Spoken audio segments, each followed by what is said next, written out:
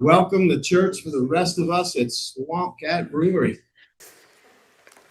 I always buy a Bible. If I go in Oxfam or one of these bookshops, if there's a new unused Bible, I buy it. All of these have never been read. Never been read. Presented to Terry on the occasion of his wedding. I wonder how he's doing. I wonder how his marriage is. Given a Bible, never read it, got rid of it. I bought it for nothing in a bookshop. What about this one? Never been read, absolutely new, presented to Jacob. And there's the date. Never opened, never read, never engaged with. All this truth and all this treasure, never known. I wonder how he's doing. What about this one? To Judith at a confirmation. Never read, never opened, never engaged with. All that truth, all that treasure, all that pleasure, all that opportunity to know and love and serve God, unknown. I wonder how she's doing. What about this one? Look at that. What a beauty. Someone paid a bit of money for this. The school, in fact. This was from a nice posh school and given to Benjamin when he left school a decade ago. I wonder how he's doing. All that truth, all that treasure, discarded. What about this one? To Roy and his wife on their wedding day, 20 odd years ago. Never read, never opened. The gold block wall's still intact. I wonder how they're doing. All that truth, all that treasure, all that opportunity, a TARDIS to an encounter with God, never known. And contrast that with that one. How about that for a Bible? This was my dad's Bible. I grew up with him in this Bible. I remember when he got it in the 70s. And for the next 25, 30 years, he read it 4 times a year. Every year. Sometimes I'd be coming home late from a party. He'd be up early in the morning reading the book. And every page is written on. Every page, in between every page, there's another page of blank paper that is all full of notes and quotes and anecdotes, an encounter with God. My dad read his Bible. But here's the thing, my dad's the best man I ever met. The kindest, most generous, the godliest, most wonderful man. Why? Because of a lifetime spent in this book. And after he glued it together so many times and it was falling apart, he went and got another one, and he's done exactly the same. You know, it's said a Bible falling apart is usually owned by someone who isn't. What does your Bible look like? Well, hello, everybody. Good afternoon. I'm Leo. I'm one of the disorganizers. But I love that quote at the end. But my favorite one has got to be, is a broken Bible is a heart that's healed. Has anyone ever heard that one before? Absolutely. So per the usual that I do, I like to kind of tell a little bit of a story, and kind of give you a little bit more insight as to who I am and kind of tell you where we're going today. And my story starts back when I was in high school, and my career that I was starting, wanted to be in the financial services arena. And I'm not a finance bro. I don't wear the sweater vest because it's too hot outside. I don't do any of that stuff, but I wanted to be in finance so bad because I saw what my family went through when it comes to money and the struggles that it comes with money. And when I wanted to join into the business that I was in, or wanting to join into, I saw it mainly because of 2 things. Number one is because of the lifestyle that we could have, but number 2, it was the lives that we could change in our business as well too, not just with money, but also with the heart. Money's not a logical thing, it's a heart thing too. 50% of divorces end in money reasons, right? And so if we could be able to channel and use the platform that I have to be able to heal hearts, that was one way to do it. And I remember getting started in the business and freaking out because I didn't really know what I was walking into. It's a whole new language, essentially. I'm trying to learn Spanish with Gabby. No hablo inglés at all. No, español too. But there's no real idea what I was walking into, and I was kind of intimidated. And basically, I got beat up for a few months there, trying to learn it and trying to figure out, get the licenses, do what I need to do. And I was in high school at the time learning all of this. And I went to my mentor at the time. His name was John. And I told him what I wanted to do. And he said, if you spend a week with me, I will coach you and I will guide you and I will give you an opportunity so you could learn right on the side of my hip. And I felt, because at that time, that I wasn't worthy enough to be with him, because he was way up in the business. He knew a whole lot of stuff that I didn't know, but he took the time to come down to my level and pull me up. And that changed my life, because that week that I got to spend with him really taught me how to be one of the guys that I am today. And sadly, he passed away in 2009, but I got to spend that time with him because he wanted me to be at his level. He wanted me to come to him. And then if anybody has ever had a chance to read Navigating Your Storm, I know everybody here has books, right? This is one of the books that we got to author. I'm on page 155 if anybody has any reason to buy it. And I went through this massive cycle, I guess you could call it. Had a decent marriage for about 4 months. And then for about the rest of that 4 years, it was just absolute, it was basically hell for me. And just feeling like I wasn't worthy enough to be the person that God has called me to be. Yeah, come on. Hi, welcome in. But I didn't feel that I was worthy enough to be that type of person. Oh, come on in. And I just wasn't that. And I remember going through Hurricane Irma, losing my house, losing my car, losing everything, and sleeping in a bathtub with my 2 dogs.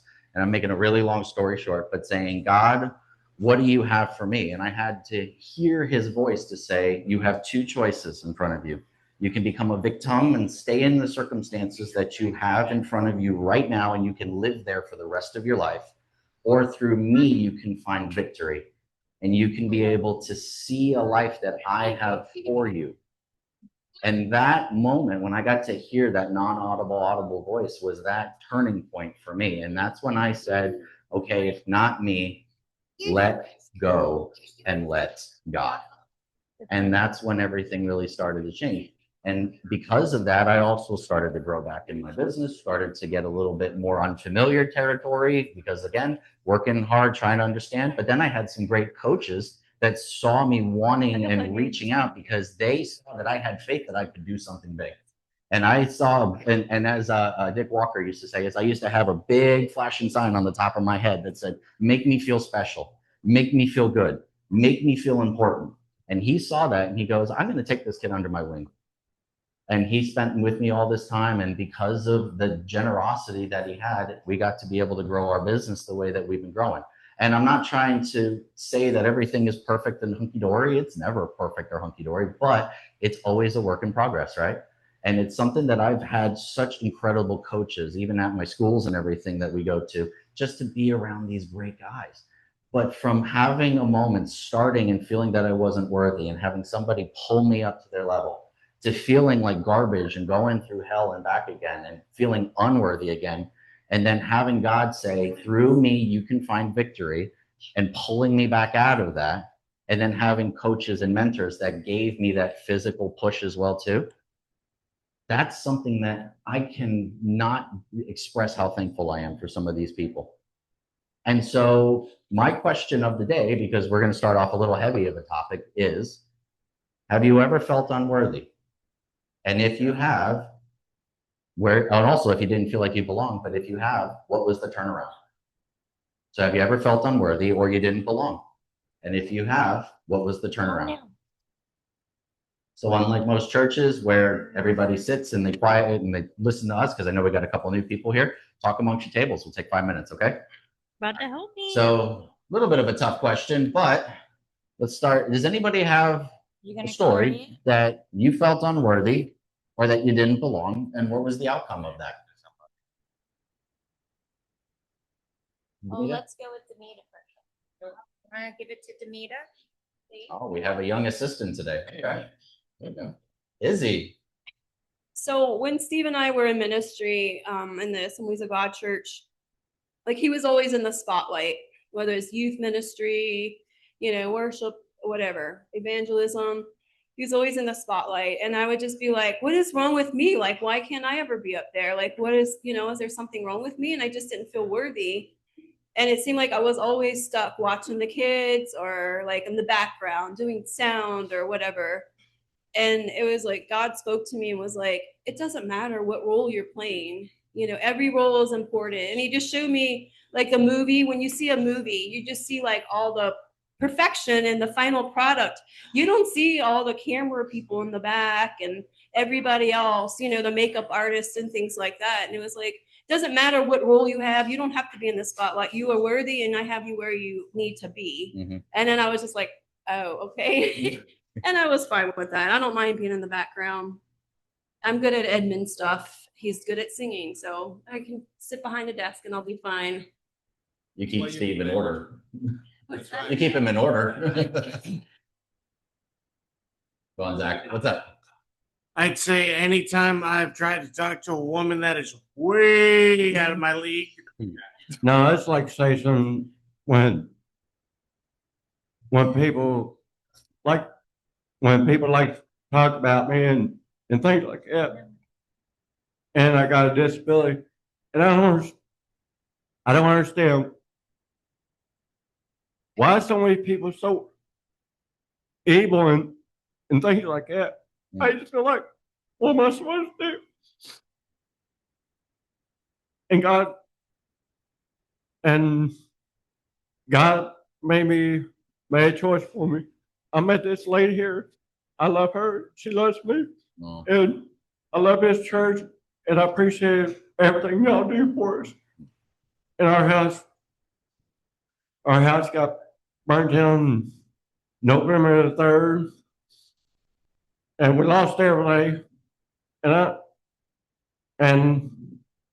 didn't have any insurance or nothing like that. And I'm thinking,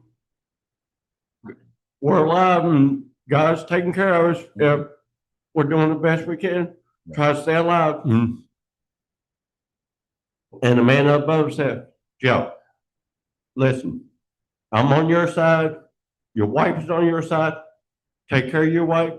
And your wife take care of you. So I thank for God for making us be together. I love her. She loves me.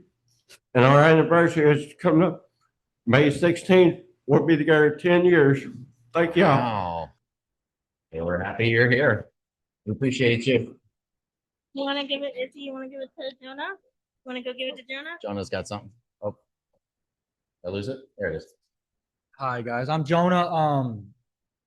Through everything that's been gifted to me, through maybe someone passing, well, someone did pass in my life, but there was definitely a trial of what do I do with myself now that I can't live within the same means. But I kind of went through a rough patch. Like everybody has to go through trials. So once you get through those trials that have been presented to you, trials and tribulations and all the, there's probably more meaning to that than a lot of what I'm saying. But after you get past those trials, you realize what you can appreciate more. It's like Joe said. Thank you. Thank you. And anybody else? I saw a hand over here somewhere. I'll take it if nobody else. I'm going to give it to Dan. Everybody else was talking about some sort of circumstance that maybe made them feel unworthy, but in my life, it was me. I was the one who made me feel unworthy. The way that I lived for the first half of my life, and the way that I was first in my life. I put myself first above everybody else, and so that was the natural consequence of that, was that I felt unworthy because I was. And so Jesus got a hold of my heart and got everything turned around, and everything just it's amazing how it's all worked out. So very thankful for that. Thanks, Jen.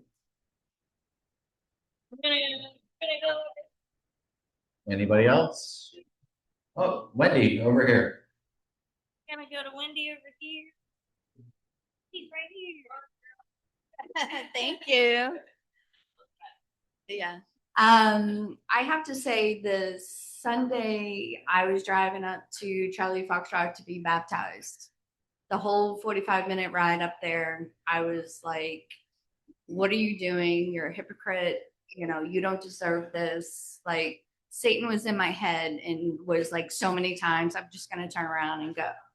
You know what? But then God said, no, you go, you be baptized, you give your life to Christ. And, you know, I'm so thankful I did every day. Thankful for you. Appreciate it. All right. I was given the notion we got to move because we got a couple materials. So today's topic is this, is faith that everyone can hear. And so I want to start off going into scripture. So if you got your Bibles or if you got the paper, we're going to read Mark 7:24 through 30. 7:24 through 30. Who wants to read it? Oh, Gabby does.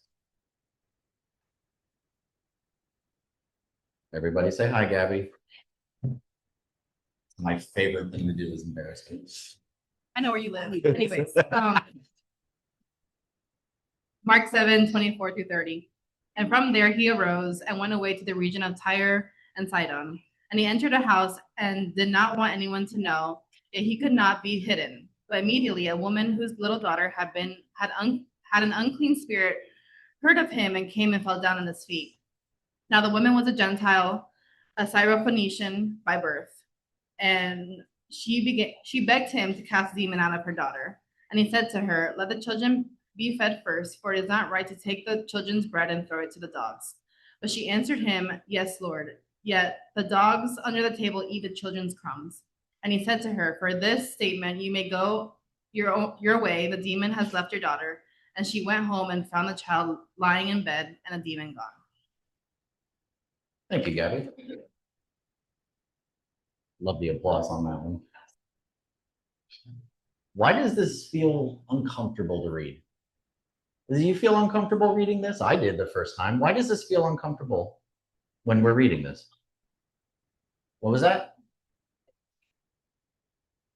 Jesus is calling people dogs, right? It feels like it's a slap in the face, right? It really does. And so I had to read into this a little bit more. And so going into what we're talking about in Mark, because this comes right after Jesus is walking on water. So Jan did the message last week on that one. But Jesus is in Gentile territory, and he's in a Jewish crowd. And this Syrophoenician, which, by the way, that's where we call modern-day Syria. So Syrophoenician interrupts her while he's resting. And the daughter is possessed, and she's desperate. And Jesus's initial response, I think, is extremely harsh if we don't understand the context. And so when he says it's not right to take the children's bread and throw it to the dogs, well, the dogs is not a derogatory word. It just means Gentiles. It means non-Jews. So everybody here is a non-Jew. I think that we have one that was a Jewish at one point. One? There we go. Oh, okay. Well, we love them anyway. But this isn't a rejection, it's a test. And so one thing I always wanted to point out with this is anytime you ever hear the thing, well, this is a test, Jesus is testing me. Have you ever noticed is that sometimes it feels like we're really going through a cycle? It may seem like it's harsh in the moment, but it's to confirm who we are. We just had some kids over at our house. We had Sergio Guzman and Lee Guzman, and we had the two boys. And they were, well, three, but the other one, he doesn't move. He's only 3 months old, right? And so the two, they were the biggest scooches you could possibly imagine. Now, scooch is a word that means is they just get under your skin, right? They just bug you beyond, and what was it with the sandwich or something like that? They are cute, but what did they do with the sandwich? Everything that they wanted apples, and then they wanted apple juice, and then they wanted chips, and then they wanted this and that, and then of course the crumbs. And they run around, right? They were just being a bunch of little scooches. But you know what? We love them, and it's even though it's a test, on the other side, those parents are saying these are the greatest gifts I can possibly have, right? So it's a test, and so Jesus is testing her and saying, it is not enough for the dogs or the Gentiles to eat the crumbs. Jesus is not denying her unworthiness. She just believes that Jesus has enough power and people like her And now that every moment that has come to that point, she is saying, I desperately need for you to heal my daughter. And Jesus heals her from a distance. And so there's no touch, there's no spectacle, there's just a word. Just a word. And so it's not about geography, it's about grace. And it's not about heritage, it's about the heart. So this woman has broken every cultural rule in order to get to Jesus. She doesn't belong in the lineage. She just is belonged by faith. She has worthiness in the eyes of God. And so we feel sometimes like outsiders too. Sometimes, come on in. Sometimes we feel broken. Sometimes we feel too gone. Sometimes we feel like we're not enough, but Jesus responds to desperate faith, not spiritual credentials. And so I have a question for this, and it's not one that we're going to talk with a microphone, but just think of this internally. What barriers have led you to believe that something is in the way standing between you and Jesus? I'm not good enough. I'm not great enough. I'm not smart enough. What is the thing that's holding you back? Because Jesus breaks every barrier, right? He breaks every barrier. So is it pride? Is it shame? Is it a sense of unworthiness? This woman didn't let anything stop her. She went directly to him. And even though there were discomforts in this passage, it was a test at the end of the day. So Jesus didn't just heal the daughter, he honored her faith. So don't let anything stop you from coming to the feet of Jesus. So when we walk in faith, we should have no fear, zero fear whatsoever. And again, going back to this book, The Navigating Your Storm, there was a lot of fear that was going on. And there's a lot of good authors in here that had a lot that were going on. But at the end of the day, it was faith over fear. Let go and let God. I think that's a pretty strong passage, right? So it's not meant to be derogatory. It's meant to be a test. This isn't in my notes. This just came to me. But have you ever noticed that sometimes when you're in the middle of a test, it feels like God's not around? Sometimes God's not around. Have you ever taken an actual test in the exam and the teacher is silent? It's not that he's not there. He's just letting you take that test. He's always there. And he's wanting to see what you're going to come out through on the other side. And so we see faith come from people like this, but it also comes from other types of people that were, as they say, of the dogs, of Gentiles. So we're going to read Luke 7, 6 through 10. If anybody wants to read that one for me. Hand up. Oh, there you go. And Jesus went with them. When he was not far from the house, the centurion sent friends, saying to him, Lord, do not trouble yourself, for I am not worthy to have you come under my roof. Therefore, I did not presume to come to you, but say the word and let my servant be healed. For I too am a man set under authority, with soldiers under me. And I say to one, go, and he goes. And to another, come, and he comes. And to my servant, do this, and he does it. When Jesus heard these things, he marveled at him, and turning to the crowd that followed him, said, I tell you, not even in Israel have I found such faith. And when those who had been sent returned to the house, they found the servant well. Thank you. So what did you pick up from the similarities in this verse compared to the last one? Anybody? What were some similarities in these two passages? Gentiles. Excellent. Anybody else? Believed he can do it at a distance. Excellent. Yeah.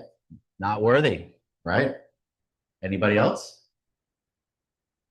You can shout it out. I know Amber's got little legs, so we got to have her run around. Anybody else? They were obedient. They were obedient. They were faithful, and then they were obedient. Faithful and obedient. And they what? Perfect. And he said go. There's a lot of similarities in this story. You know, one of my favorite graphs, I don't have it in here, but it's the one where there's 66,000 references in different passages in the Bible. 66,000. And that's the huge part about this Bible is it wasn't just written by man. It was 40 different individuals over a 1,500-year period, 66 books with 66,000 references. That's huge. And this is a great example of that. So some of the similarities that I saw exactly, it was Gentiles. It was people that were not the chosen or the children as it was in the previous verse. But also I wanted to point out is that Jesus, again, he took a step, he took a pause, and he marveled at the faith. Isn't that pretty cool? Where in that passage where it says, "Never have I I tell you, not even in all of Israel have I found this faith." In other words, is that even with the people who were his people, the Jews, is that there were people that believed in him so much that even his word could be able to heal anybody at a distance, right? That is so cool. So faith, number one, is word. It's spoken. It's not just touch. It's not just, it's word, number one. It's faith. It's the heart. It's the spirit. That's what these passages are saying. And so faith is for everyone. And it's a drastic change from what the religious leaders at the time thought, where it had to be rules and rituals and laws. That's why in the first couple of books in the Bible, we see Exodus, Leviticus, Numbers, and Deuteronomy as the law, right? It's not about law. It's about spirit and truth. And so, again, if you want to look in some of the history of the temple, there were so many different places that you could go that you were only allowed to. But if you were a religious leader, you can walk into the temples. You can be able, but there were certain places that even in like the law where you could even be in the same place as the ark. There were many, many different people. But what does Jesus say? Is that it's for everyone. And so I want to read the next passage. Is John 4:21-24. Anita? "Woman," Jesus replied, "believe me, a time is coming when you will worship the Father neither on this mountain nor in Jerusalem. You Samaritans worship what you do not know. We worship what we do know, for salvation is from the Jews. Yet a time is coming, and now has come, when the true worshipers will worship the Father in spirit and in truth, for they are the kind of worshipers the Father seeks. God is spirit, and his worshipers must worship in the spirit and in the truth." Thank you. Again, non-Jew, Samaritan woman at the well. This is one of my, has anybody ever seen The Chosen? I know that when Danny used to have Sunday nights, we used to have a series where we used to watch The Chosen at his house. He's a great cook, by the way, great chef. If we ever have that again, you know I'll be there, right? I'm a little chunky myself, but you know. I don't know how to cook. I know how to listen. The only thing I know how to make is reservations. That's about it. So What about ramen noodles? that was last night, ramen noodles. I almost said it. I don't know how you can catch water on fire, but I'm sure I can figure it out. But again, what do we see in this passage? God is spirit, and his worshipers must worship in the spirit and the truth, not law, not rituals, not bloodline or lineage, or it is spirit and truth. That's all that faith is having a good understanding of who God is, what does he have for us, and believing in him, accepting, believing, and also repenting, confessing your sins, because we all have sinned. We've all fallen short of the glory of God. And so we see this in time and time again, how God has been able to say it is belief in who I am. So again, this is one of my favorite scenes. If anybody's ever seen it, it's season 1, episode 10. It brings me to tears every time, especially at the end where it says, I have been given food. And one of the disciples goes, who gave you food, right? It was because of the spirit and the food. I give you water. I give you food that you cannot see in this life. And so we see this as a cultural shift. It's not the norm that we've been seeing. It's about true belief. Last verses I want to read is Mark 7:31-37. Anybody want to read that one? Phyllis? She. fellas. I was gonna say PD, but yeah, You want him to do it? yeah, he whoop whoop whoop, right? Then he returned from the region of Tyre and went through Sidon to the Sea of Galilee in the region of Decapolis. And they brought him to a man who was deaf and had a speech impediment, and they begged him to lay his hand on him. And taking him aside from the crowd privately, he put his fingers into his ears, and after spitting, touched his tongue. And looking up to heaven, he sighed and said to him, Aphasia, this is, be opened. And his ears were opened, his tongue was released, and he spoke plainly. And Jesus charged them to tell no one. But the more he charged them, the more zealously they proclaimed it. And they were astonished beyond measure, saying, He has done all things well. He even makes the deaf hear and the mute speak. Again, thank you, Phyllis. Does anybody else see some similarities in this passage to the other ones? I think the obvious one is healing, right? Does anybody else see anything too?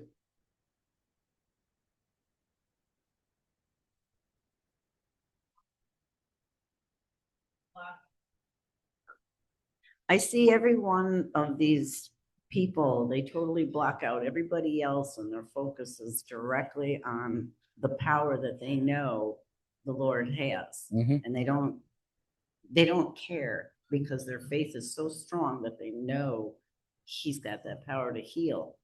So they could have criticism from everybody else or but they were just so focused on that they go directly to him, which is what we should be doing. Exactly. Perfect. Thank you. Anybody else? Kristen has something. Just that he heals everyone. Everyone is worthy. Everyone's worthy. Anybody else? Oh, right here in the back.